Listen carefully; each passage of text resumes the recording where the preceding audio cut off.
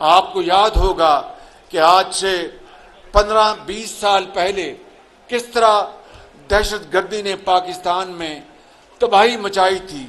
اور کوئی شہر، کوئی کونا، کوئی گاؤں، کوئی دیہات دہشت گردی سے نہ بچا تھا۔ لیکن بالآخر افواج پاکستان نے، لا انفورسنگ ایجنسیز نے مل کر یہ فیصلہ کیا کہ ہم نے اس دہشت گردی کا قلع کما کرنا ہے، چاہے وہ کوئٹہ ہو، چاہے وہ پشاور ہو، چاہے وہ کراچی، لاہور ہو، یا پھر بلوچستان کے دور دراز علاقے ہوں۔ ہمارے ان سپوتوں نے جس طرح پاکستان بنا تو حضرت قائد اعظم کی تحریک میں لاکھوں لوگوں نے قربانیاں دیں اور خون کے دریا عبور کیے، تب پاکستان مارز وجود میں آیا۔ آپ کے بڑوں نے، انہوں نے پاکستان کے لیے بڑی قربانیاں دیں۔ اسی طریقے سے دہشت گردی کے خاتمے کے لیے جس طرح ہماری افواج کے جوانوں اور افسروں اور ان کے بچوں نے قربانیاں دیں، کئی مسجدوں میں ان کے اوپر حملے ہوئے، کہیں GHQ میں حملے ہوئے، کہیں پشاور میں آرمی پبلک اسکول میں حملے ہوئے، اور کس طرح ایک ایسی منظم دہشت گردی کی لہر نے پورے پاکستان کو اپنی لپیٹ میں لے لیا تھا۔ لیکن اللہ تعالیٰ کا بے پایاں فضل و کرم ہے کہ ان عظیم ماؤں کے بیٹوں نے جام شہادت نوش کیا اور ان دہشت گردوں کا ہر جگہ مردانہ وار مقابلہ کر کے ان کا خاتمہ کیا۔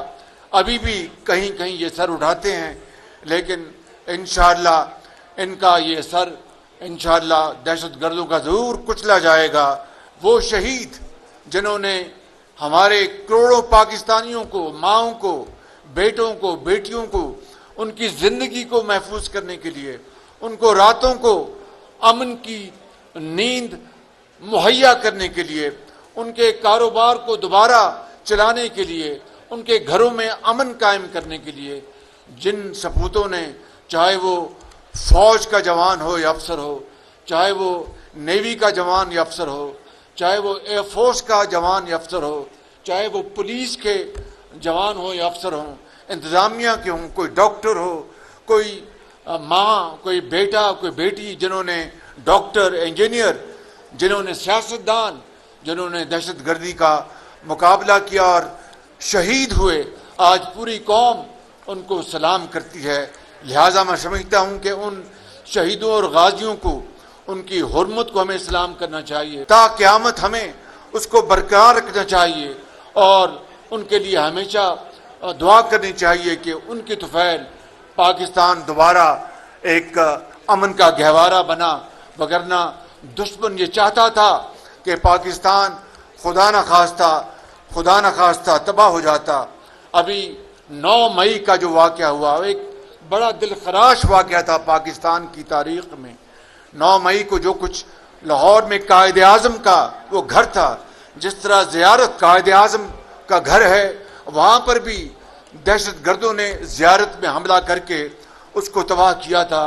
اس طرح 9 مئی کو لاہور میں قائد اعظم کے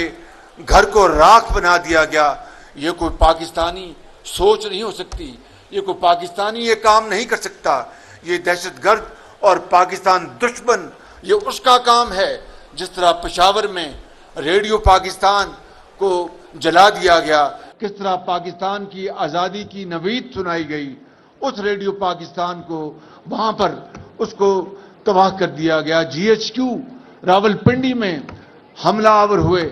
یہ پاکستانیت نہیں ہے، یہ کوئی حب الوطنی نہیں، یہ صریحاً دہشت گردی اور پاکستان دشمنی ہے۔ میں آج یہ بات بلا خوف تردید کہنا چاہتا ہوں کہ دشمن 75 سال میں وہ کام نہ کر سکا جو 9 مئی کو ایک دل خراش واقعے کے ذریعے پورے پاکستان میں ہوا۔ میں سمجھتا ہوں کہ ہمیں ایسے اقدامات کرنے ہوں گے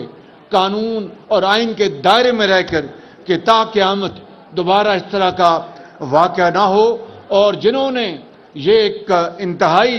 مذموم حرکت کی ہے، جنہوں نے پاکستان کے ان شہیدوں اور غازیوں کی بے حرمتی کی ہے، جنہوں نے یہ قابل نہ صرف مذمت ہے بلکہ اس کی ہمیشہ مذمت کی جاتی رہے گی، اور 9 مئی کا دن پاکستان کی تاریخ میں ہمیشہ کے لیے ایک بلیک ڈے کے طور پر یاد رکھا جائے گا۔ اور میں سمجھتا ہوں کہ قانون عمل میں آئے گا اور ان کو گرفت میں لے گا، اور آئین اور قانون کے مطابق ان کو قرار واقعی سزا دی جائے گی، تاکہ قیامت تک کوئی اس طرح کی دوبارہ جرأت نہ کر سکے۔ آج